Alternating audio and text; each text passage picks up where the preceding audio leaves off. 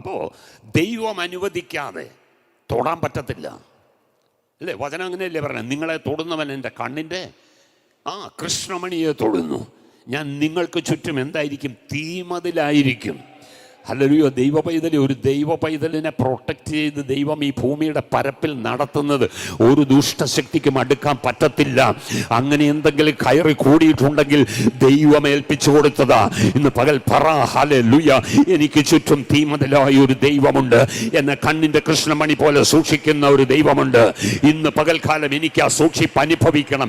എനിക്ക് ആ പ്രൊട്ടക്ഷൻ വേണം. ഇന്ന് കർത്താവ്, ഇന്ന് പകൽ ഞാൻ മടങ്ങി വരികയാ. ഹല്ലേലൂയ.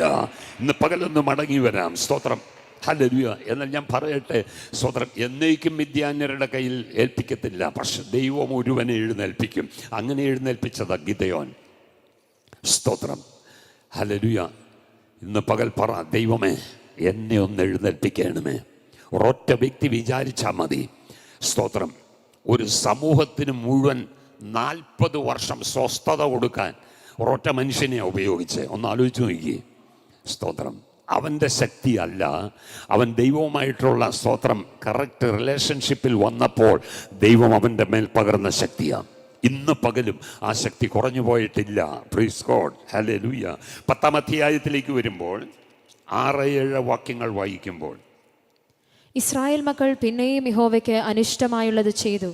ബാൽ വിഗ്രഹങ്ങളെയും അസ്തരോത്ത് പ്രതിഷ്ഠകളെയും അരാമ്യ ദേവന്മാരെയും സീദോന്യ ദേവന്മാരെയും മോവാബ്യ ദേവന്മാരെയും അമ്മോന്യ ദേവന്മാരെയും പിന്നെയും യഹോവയ്ക്ക് അനിഷ്ടമായിട്ടുള്ളത് ചെയ്തു, ഫെലിസ്ത്യരുടെ കയ്യിൽ ഏൽപ്പിച്ചു. സ്തോത്രം.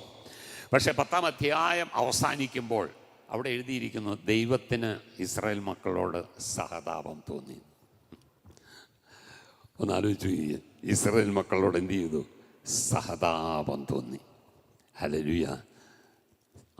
ആർക്കും സഹതാപം തോന്നിയില്ലെങ്കിലും സഹതാപം തോന്നുന്ന ഒരു ദൈവമാണ് നമ്മുടെ ദൈവം. നമ്മുടെ ദൈവം മനസ്സലിവുള്ളൊരു ദൈവമാണ് കേട്ടോ. നമ്മളോടൊക്കെ സഹതാപം കാണിച്ചതുകൊണ്ട്, മനസ്സലിവ് കാണിച്ചതുകൊണ്ട് നമ്മുടെ ജീവിതത്തിൽ എത്ര കാര്യങ്ങളിൽ നമുക്ക് ആശ്വാസം പ്രാപിക്കുവാൻ ഇടയായി തീർന്നു. ഹല്ലേലൂയ.